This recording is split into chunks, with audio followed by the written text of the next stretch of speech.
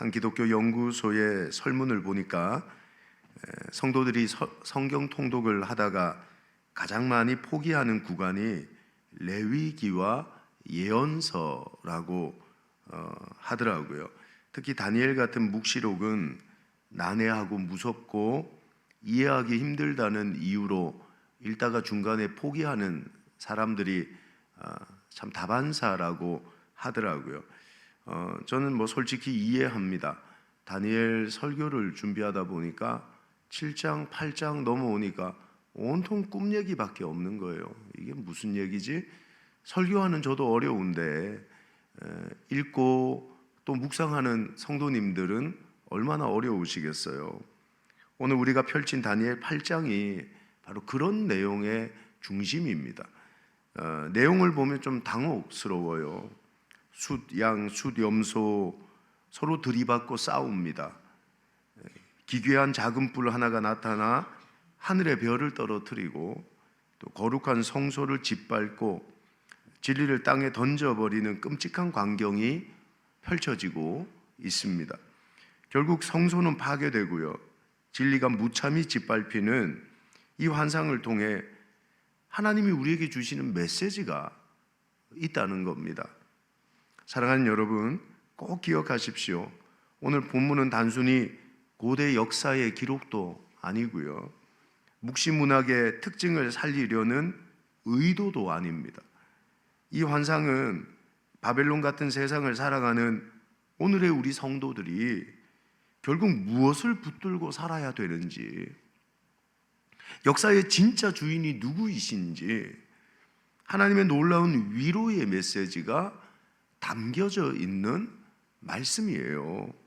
오늘 말씀을 통해 혼란한 세상 속에서도 우리를 붙드시는 신실한 하나님의 음성이 들려지는, 포기하지 마시고 끝까지 들으시는 하나님의 은혜가 우리 가운데 부어질 수 있기를 예수님의 이름으로 축원합니다. 가장 먼저 세상의 힘은 가장 강할 때 무너진다는 겁니다. 다니엘 8장을 보면 우리 굉장히 혼란스러워요. 오늘 우리가 읽는 본문의 앞쪽을 살펴보면 기괴한 짐승들이 등장을 합니다. 숫, 양, 숫, 염소가 싸우고 뿔이 꺾이는 장면이 나와요. 어떻게 보면 판타지 소설 같이 보입니다. 이 환상이 오늘을 사는 우리에게 어떤 의미가 있는 걸까요? 이 환상은 권력의 본질을 보여주고 있어요. 7절, 8절 다시 한번 보실까요? 이건 읽지 않았는데, 내가 본즉 그것이 숫양에게로 나아가서는 더욱 성내어 그 숫양을 쳐서 그 두 뿔이 꺾이나 숫양에게는 그것을 대적할 힘이 없으므로 그것이 숫양을 땅에 엎드러뜨리고 짓밟으니라. 숫양을 그 손에서 벗어나게 할 자가 없었더라. 숫염소가 스스로 심히 강대하여 가더니 강성할 때에 그 큰 뿔이 꺾이고 그 대신에 현저한 뿔렛이 하늘 사방을 향하여 났더라. 여기 말하는 숫양은 메대와 바사 제국을 상징하고요, 숫염소는 헬라 제국을 상징합니다. 숫염소는 땅에 닿지 않을 만큼 빠르게 달려서 숫양을 쳐서 무너뜨립니다. 지난주 말씀처럼 세상의 역사는 힘과 힘의 싸움입니다. 더 강한 자가 약한 자를 밟고 일어서는 짐승의 세상이 세상의 힘이에요. 세상의 제국들은 다 이름만 다를 뿐이죠. 그 본질은 똑같습니다. 내가 더 강하다는 것을 증명하기 위한 끝없는 동물의 왕국 같은 싸움터고 전쟁터라는 거예요. 근데 중요한 말씀이 8절입니다. 8절 다시 한번 보실래요? 자, 시작. 숫 염소가 스스로 심히 강대하여 가더니 강성할 때에 그 큰 뿔이 꺾이고. 참, 이 말씀이 너무 귀한 진리예요. 보십시오. 그 강하던 헬라 제국이 어떻게 무너집니까? 힘이 없을 때 망한 게 아니에요. 그들은 가장 강한 순간, 가장 높이 올라간 그 정점에서 알렉산더라는 큰 뿔이 허무하게 꺾입니다. 이게 세상 나라의 실체고 권력의 본질입니다. 여기에 꺾이다라는 말이 깊은 진리를 담고 있어요. 히브리 말로 나슈바르라 그러는데 샤바르라는 말의 수동태입니다. 꺾여졌다, 이런 뜻이 되는 거예요. 무슨 뜻이냐 하면 뿔이 스스로 부러진 것도 아니고 실수로 깨진 것도 아니라는 거예요. 누군가에 의해 강제로 꺾여졌어 라고 얘기를 하는 거예요. 그러니까 원어 그대로 해석하면 숫염소가 스스로 심히 강대하여 가더니 강성할 때에 그 큰 뿔이 누군가에 의해 꺾여졌다 라고 표현되고 있는 거죠. 그 강력했던 헬라 제국의 알렉산더 대왕이 어떻게 죽습니까? 역사는 알렉산더가 열병에 걸려 죽었다고 기록해요. 근데 성경은 다르게 해석하는 겁니다. 그가 세상의 모든 힘을 다 가진 것처럼 보였던 바로 그 순간 보이지 않는 하나님의 손이 그 뿔을 꺾으셨다는 거예요. 사람들은 그가 병 걸려 죽었어, 아니라는 거예요. 하나님이 꺾어 놓았다고 말씀하고 계신 거예요. 하나님 없는 권력, 하나님 떠난 영광, 화려해 보이지만 그 순간 가장 비참하게 무너질 수밖에 없습니다.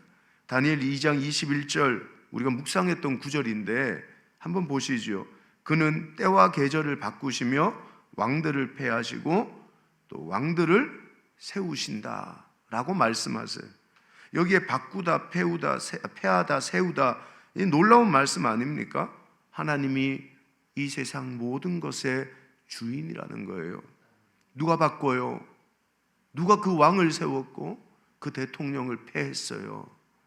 하나님이 하고 계신다고 말씀하고 계신 거예요. 알렉산더가 그냥 열병 걸려 죽은 게 아니라 하나님이 바꾸고 패하고 세우셨다는 말씀이에요.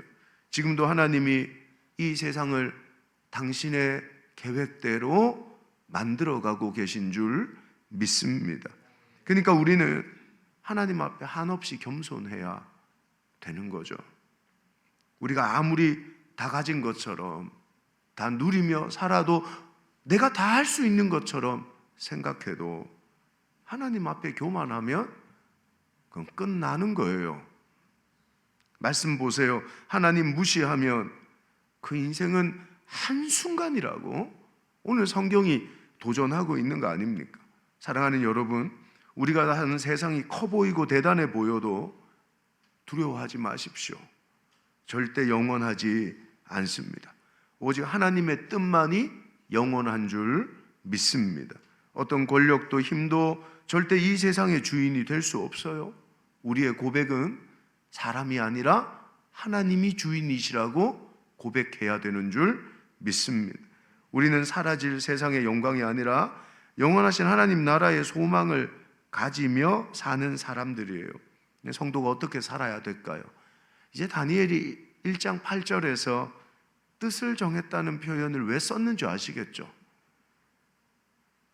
하나님은 다니엘이 살았던 믿음의 삶이 틀린 게 아니라 옳았다는 걸 말씀하고 싶었던 거예요.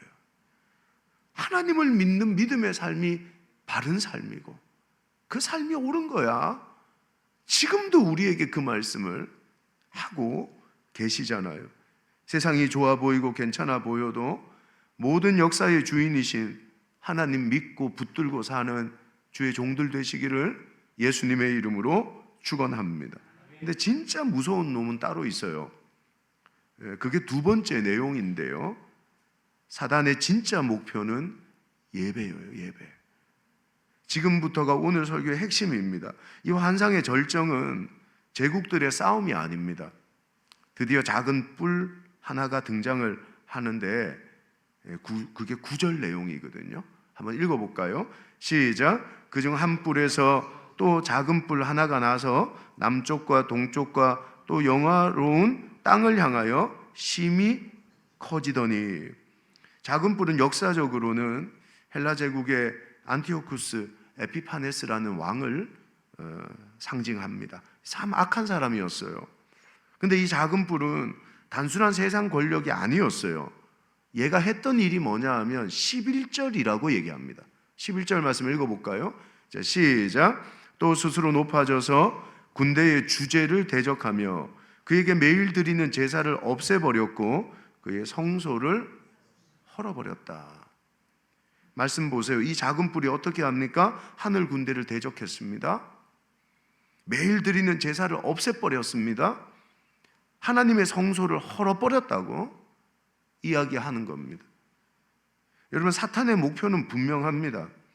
우리의 건강이나 통장 잔고가 1순위가 아니에요. 사탄은 우리가 세상에서 성공하고 부자가 되게 내버려 둘 수도 있습니다. 오히려 도와줄 수도 있다는 거예요. 조건이 뭡니까? 너희가 드리는 제사가 사라지고 매일 드리는 제사를 멈추고 하나님의 성소가 허물어진다면 이게 사단의 거래입니다. 내 기꺼이 돈도 줄 수 있고 성공하게도 해줄 수 있고 높이 올라가게도 해줄 수 있어. 사단의 목표는 예배의 죽음이라는 거예요. 이건 몇천 년 전부터 일어났던 일이라는 거죠. 이게 사단의 거래였습니다. 오늘 본문 11절 정말 중요한 단어 하나가 있는데 넘어가실 수 있어요. 다시 한번 읽어볼까요? 시작. 또 스스로 높아져서 군대의 주제를 대적하며 그에게 매일 드리는 제사를 없애버렸고 그의 성소를 헐어버렸다. 여러분, 여기에 매일 드리는 제사라는 말이 히브리 말로 하타미드라 그럽니다. 타미드가 뭔지 아세요? 흔히 말하는 상번제라는 겁니다. 멈추지 않는 제사. 멈추지 않는 제사. 여러분, 상번제는 전쟁 중에도 가난해도 병들어도 무슨 일이 있어도 드렸던 제사였던 거예요. 멈추지 않는 제사였다는 거죠. 그 이스라엘 백성들은요, 무슨 일이 있어도 매일 아침 저녁으로 이 상번제를 하나님 앞에 올려드렸거든요. 사단은 교묘하게 오늘날의 이 타미들을 공격하고 있는 거예요. 하나님 앞에 드리는 매주의 예배를 무너지게 만들고 매일의 하나님과의 교제가 끊어지게 만들고 있는 거예요. 그러면서 우리 속에 우리 마음에 드는 생각이 뭡니까? 세상의 권력이 부러워지고 성공이 부러워지고 무서워지고 두려워지게 만드는 거죠. 부럽다와 두렵다 두 가지를 다 사용했어요. 여러분, 하나님과의 매일의 교제가 끊어지면 세상이 부럽고 세상이 두려워지는 거 아니에요? 그게 오늘을 살아가는 우리의 모습 아니에요? 바쁘니까, 피곤하니까, 이번 주는 놀러 가야 되니까.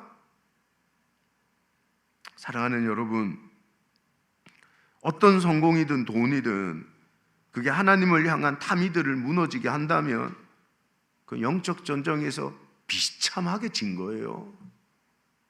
돈을 잃어버린 사람이 지는 게 아니고 병든 사람이 지는 게 아니고 사단의 전략대로 이 타미드의 상번제의 예배가 무너지는 사람이 있다면 그 사람은 성공해도 지는 거고 역적 전쟁에서 완전히 패배한 상태를 우리에게 보여주고 있는 거예요. 여러분, 우리 예배는 어떨까요? 어디서부터 허물어진 걸까요? 하나님과 매일 만났던 그 매일의 교제는 언제부터 사라진 걸까요? 이 말씀을 두 가지 의미에서 생각해 볼 수 있다고 봐요. 첫 번째는 예배를 회복하는 거예요. 11절 말씀, 그의 성소를 헐었으며, 사탄은 오늘날 성도의 예배를 무너뜨리는 거예요. 하나님의 성전을 무너뜨리는 거예요. 우리의 예배를 약화시키고 있는 거죠.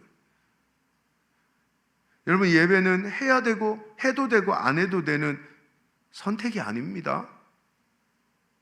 예배는 절대적이고요, 구원받은 성도라면 반드시 드려야 되는, 하나님이 기뻐하시는 게 예배라는 거예요.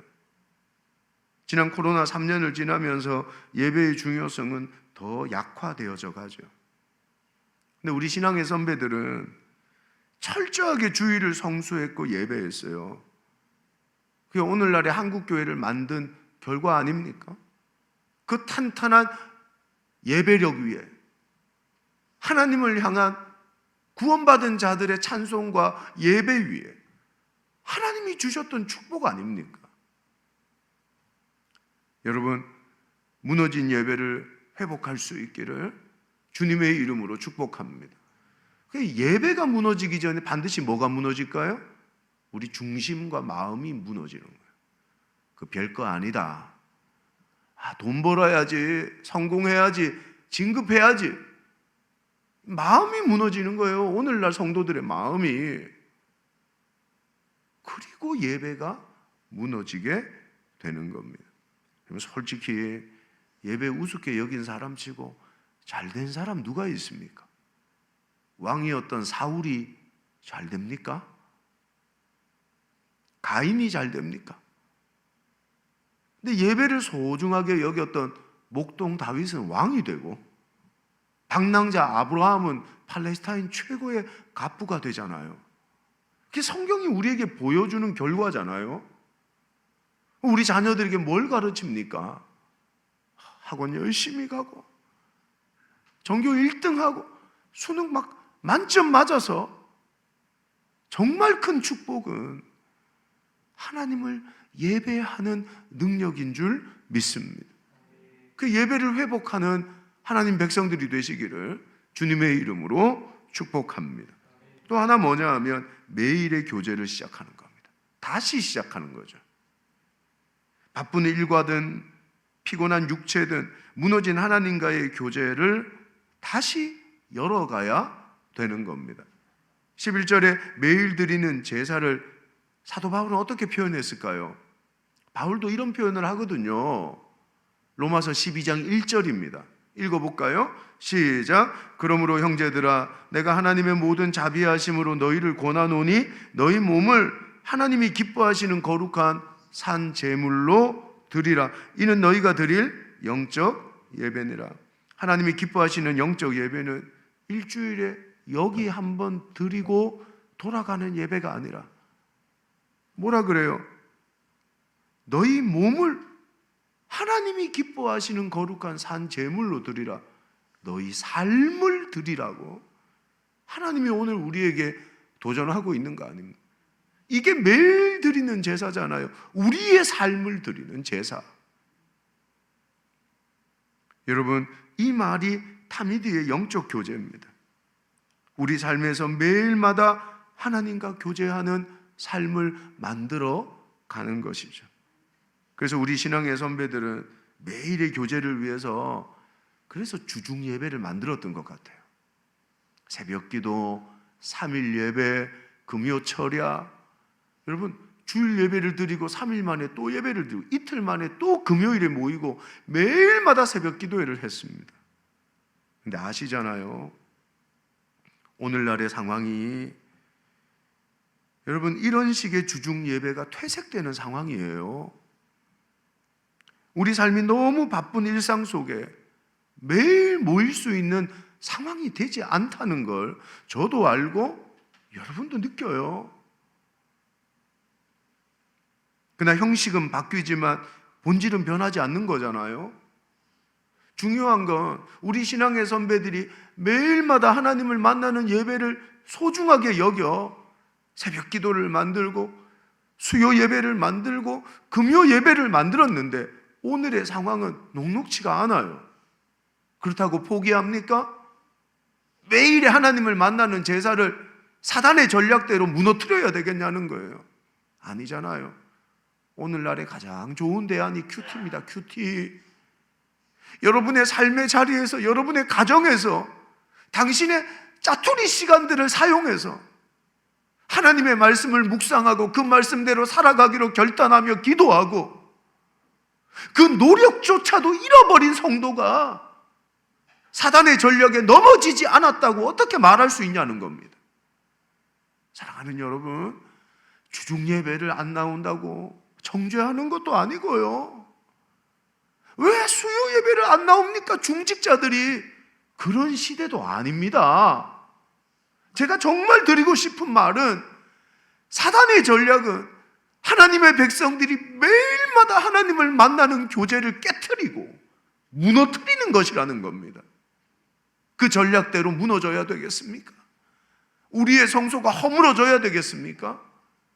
다시 주님과 교제하는 시간들을 확보하고 일으켜 세우고 회복시켜서 하나님과의 매일 만나는 상번제가 우리로 말미암아 세워질 수 있기를 주님의 이름으로 축복합니다.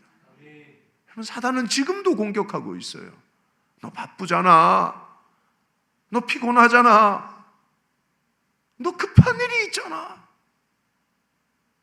그 말에 넘어간다면 우리는 결코 영적 전쟁의 한복판인 이 세상에서 하나님 말씀대로 승리하며 살아갈 수가 없는 거예요.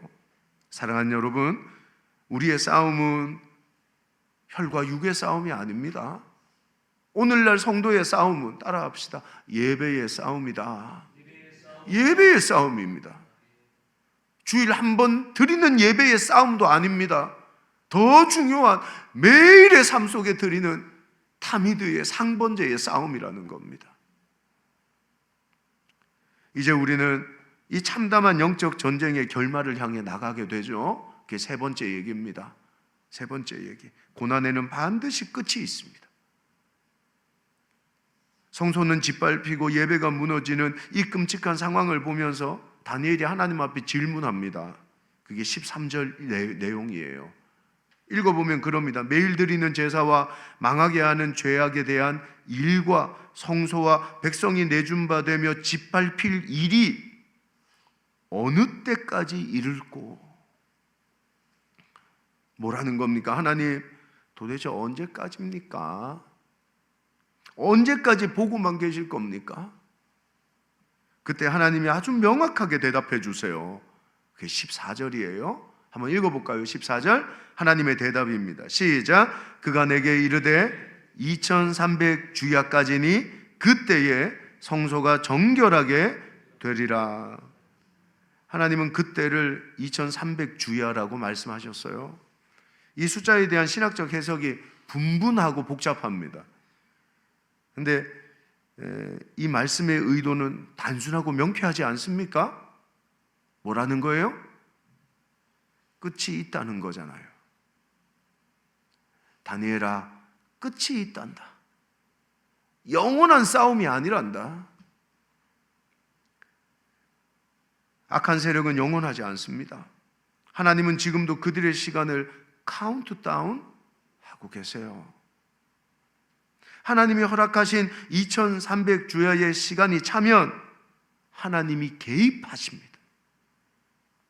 알렉산더 왕처럼. 하나님이 어떻게 개입하십니까? 오늘 말씀을 보십시오. 이 강력한 세력이 어떻게 무너졌냐는 거예요.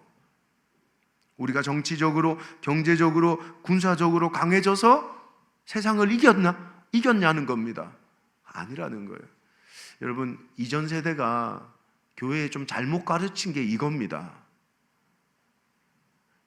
세상의 악한 세력과 싸워 그리스도인이 이기는 방법을 서울대 가야 돼, 이렇게 말했어요. 우리 엄마 아빠 때가 좋은 대학 가서 돈 많이 벌고 성공하고 잘 살아야 돼. 그런 말 안 들어보셨어요? 그게 아니라는 거예요. 25절 하반부에 뭐라고 말하냐 하면, 읽어봅시다. 시작. 그가 사람의 손으로 말미암지 아니하고 깨지리라. 오늘 성경이 놀라운 말씀을 합니다. 사람의 손으로 말미암지 아니하고. 원어를 그대로 직역하면 어떤 인간의 손길이나 어떤 인간의 힘이 아니라, 하나님은 어떤 다른 힘을 이용해서 그들을 넘어뜨리지 않았다는 겁니다. 역사적으로 보면 이 1차적 예언의 성취가 안티오쿠스 에피파네스라는 악한 왕의 성취가 되거든요. 그의 죽음은 전쟁터가 아닙니다. 갑작스러운 질병, 정신병으로 비참하게 죽습니다. 그 누구의 손도 닿지 않았어요. 철저한 하나님의 개입이었다는 겁니다. 하나님이 만졌다는 겁니다. 하나님이 치셨다는 거죠. 세상이 아무리 거대해 보여도, 우리가 계란으로 바위를 치는 것 같아도 낙심할 필요가 없습니다. 우리 하나님은 살아계시고 지금도 하나님의 시계는 돌아가고 있는 줄 믿습니다. 시간이 차면 하나님은 반드시 개입하십니다. 하나님의 때에 심판하시는 거예요. 우리가 해야 될 일은 칼을 드는 게 아닙니다. 그런 걸로 세상을 이길 수 없습니다. 서울대를 가고 연고대를 가서 세상을 이길 수가 없습니다. 하나님의 때를 기다리며 우리의 무너진 재단을 수축하고 세상 속에서 거룩함을 지켜내며 하나님의 보이지 않는 손이 역사하실 때까지 다니엘처럼 믿음을 지키는 자리에 서야 되는 줄 믿습니다. 그게 우리에게 보여주는 다니엘서의 교훈인 거예요. 아무리 세상이 거대한 바벨론처럼 악해 보여도 하나님을 믿는 믿음 붙들고 뜻을 정하고 믿음의 자리를 지킨다면 하나님께서 개입해 주신다는 거예요. 사랑하는 여러분, 우리는 진리가 땅에 떨어진 것 같은 시대를 살아갑니다. 낙심할 필요 없어요. 역사의 주관자는 숫 양도 숫 염소도 아니었잖아요. 역사의 주인은 우리 하나님이십니다. 정한 기한이 차면 하나님 반드시 더 영광스러운 존재로 회복시켜 주세요. 그 약속이 14절 후반부에 나오는 약속입니다. 한번 읽어볼까요? 시작. 그때에 성소가 정결하게 되리라. 이 정결하게 된다라는 말이 니초다크라는 히브리 말을 씁니다. 그 의로움이라는 말이에요. 의로움. 이 단어는 더러운 걸 쓸고 닦아 깨끗하게 만드는 클린, 청소를 의미하는 게 아닙니다. 이 말은 법적 용어예요. 의롭다고 선포하는 겁니다. 권리를 완벽하게 복권시켜 주는 것입니다. 지금 우리가 여전히 짓밟히고 조롱당하고 내 믿음이 패배한 것처럼 보이지만 하나님의 때가 되면 하나님은 우리를 니츠다크, 의롭다 선언하시고 이전보다 더 영광스러운 회복을 주신다고 약속하시는 거예요. 그 도자기 공예 하시는 분들이 쓰는 수리 기법 중에 일본에서 사용하는 킨츠기라는 수리 기법이 있어요. 저도 잘 몰라서 어제 막 검색을, 이거 책에서 읽고는 검색을 해봤는데 재미난 부분이 많더라고요. 도자기가 깨지면 우리나라는 완전한 복원을 위해서 표시 안 나게 복원하는 걸 1등이라고 생각을 하잖아요. 금도 안 보여야 되고 표시도 안 나야 되고. 근데 이 킨츠기라는 수리 기법은 깨진 부분을 숨기지를 않고요, 그 틈 사이에 순금으로 싹 떼우는 겁니다. 근데 이렇게 수리를 해놓고 나니까 여러분, 금의 영광스러운 아름다운 자태가 드러나는데 이게 전 세계적으로 유행을 했었대요. 제가 사진 가져왔습니다. 여러분, 참 오묘한 아름다움 아니에요? 깨진 그릇을 완벽하게 복원하지 않고 그 틈과 틈 사이를 금으로 복원을 한 겁니다. 전 더 예쁜 것 같아요. 또 화분을 복원했더라고요. 엣지 있죠. 예쁘죠? 세상은 우리 삶을 깨트릴 수 있어요. 성소가 짓밟힐 수 있고요. 세상의 한가운데 내가 한번 살아보려고 발버둥 치면 상처투성이일 수 있어요. 그런데 하나님은 우리의 깨진 틈을 그냥 두지 않으세요.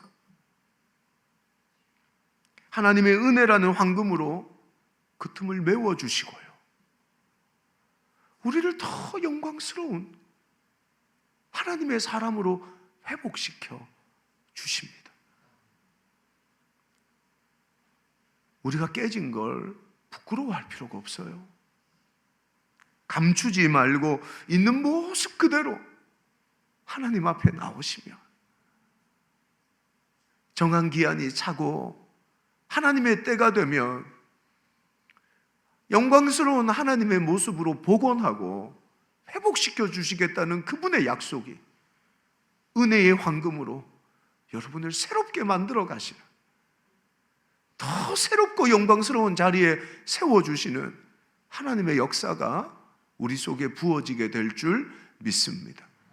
다니엘처럼 믿음으로 사는 게 참 바보스럽고 어리석게 보이죠? 결코 그렇지 않아요. 하나님의 때가 차면 하면 이렇게 멋진 모습으로 우리를 다시 회복시켜 주세요.